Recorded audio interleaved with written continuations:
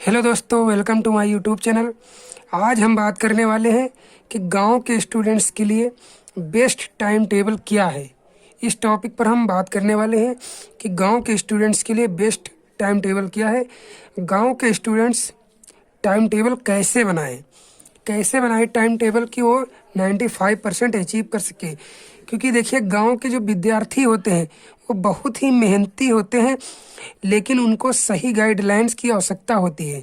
जो आपको पता है कि गांव में जो है बहुत से कार्य करने पड़ते हैं स्टडी के साथ साथ, लेकिन गांव के जो स्टूडेंट्स होते हैं वो बहुत ही मेहनती होते हैं, और अगर उनको सही गाइडलाइंस मिल जाए तो वो अच्छा से अच्छा परफॉर्म कर सकते हैं। देखिए, मैंने जहाँ तक अनुभव किया है कि 80% जो टॉपर होते हैं वो गांव से ही बिलोंग करते हैं। गांव से ही 80% टॉपर बिलोंग करते हैं, और मैं स्वयं गांव से बिलोंग करता हूं। मैं कोई शहर में नहीं रहता हूं। यहाँ पर नेटवर्क की प्रॉब्लम रहती है, लेकिन फिर भी अगर गांव के स्टूडेंट चाहें तो हर एक काम कर सकते हैं।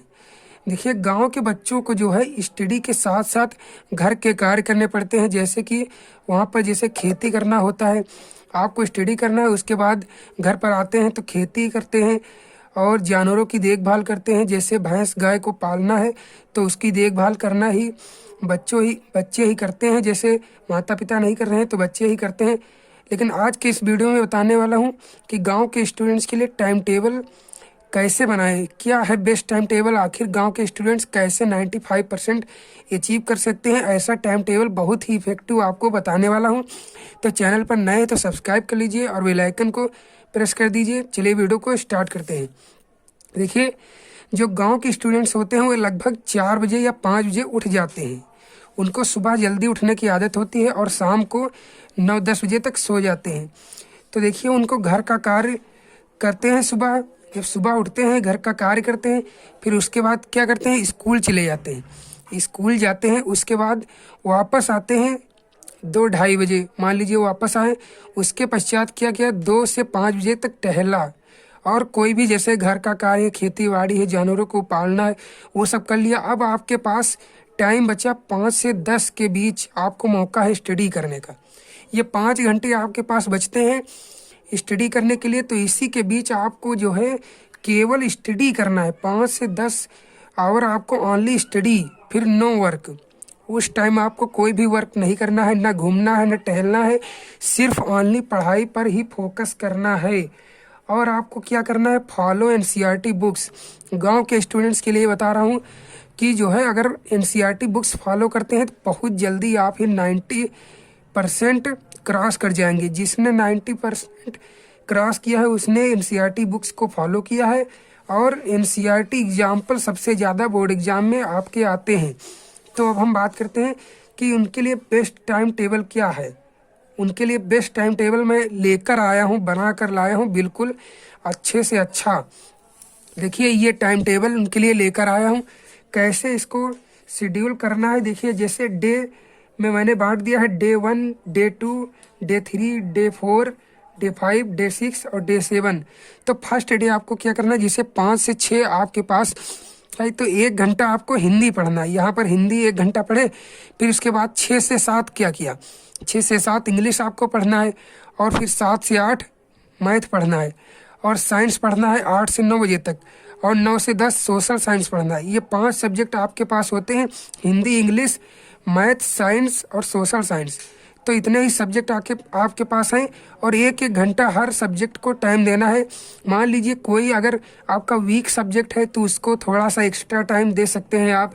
और फिर इसी तरह 6 दिन तक पढ़ना है। हिंदी रोज 1 घंटा पढ़ना है। यहाँ पर 1 घंटा पढ़ना ही है। हर सब्जेक्ट 1 घंटा पढ़िए।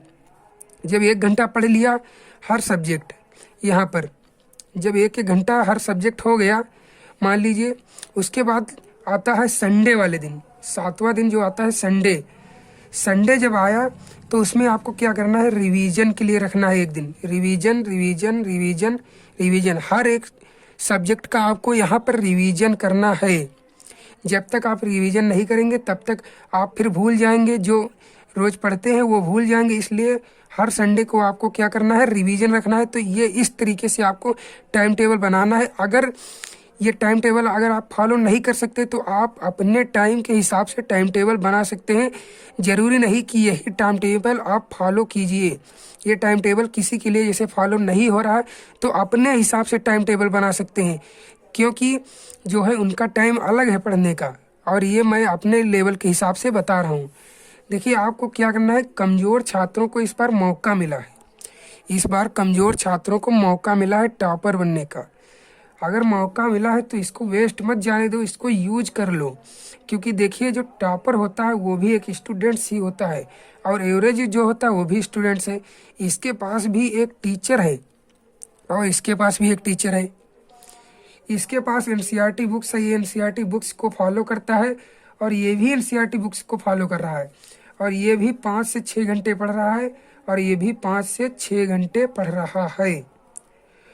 और जब ये 5 से 6 घंटे डेली पढ़ रहा है, कंसंट्रेट होकर पढ़ रहा है, इसके पास भी टीचर है, एनसीईआरटी बुक्स है, इसके पास भी है, तब ये टॉपर बन जाता है। तो ये क्यों नहीं बनता? ये क्यों नहीं बनता? ये क्वेश्चन अपने आप से पूछना है कि जब वो टॉपर बन सकता है, वो भी तो एक स्टूडेंट्स है, तो मैं भी एक स्टूडेंट्स हूँ, तो मैं क्यों नहीं बन सकता? इस बार कह दीजिए मैं बनूंगा। अपने आप से एक क्वेश्चन पूछिए और टारगेट फिक्स कर लीजिए 99% का। अगर इसने टारगेट फिक्स कर लिया 99% का, तो 95 आपको गारंटी है ये मिलेंगे। क्योंकि इस बार अपने आप से पूछिए कि मैं टॉपर बनूंगा, इस बार 100% फिक्स है। क्योंकि जब वो टॉपर बन सकता है, वो भी तो उतनी ही स्टडी कर रहा है, मैं भी कर रहा हूँ, तो मैं क्यों नहीं बन पा रहा हूँ? कहाँ पर मेरे में कमी है, इसको देखना है और सुधारना है, फिर आप टॉपर बन जाएंगे, निश्चित कंफर्म है, इसमें कोई दो राय नहीं है। तो अगर वीडियो पसंद आया तो लाइक कर दीजिए, चैनल को सब्सक्राइब कर दीजिए। मिलते हैं नेक्स्ट वीडियो में, तब तक